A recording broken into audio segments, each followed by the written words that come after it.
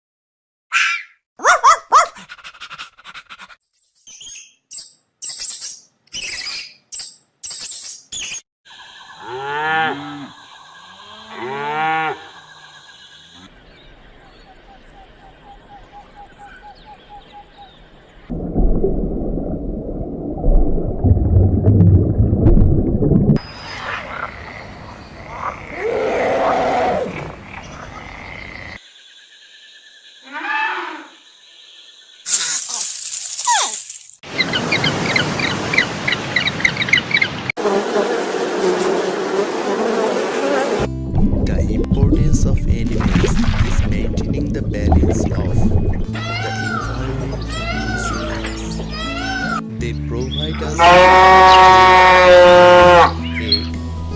etc. They help us to get rid of many diseases. They give us fiber to make clothes and do many valuable things for man. They are the friend of human being. Let's love animals and take care of animals.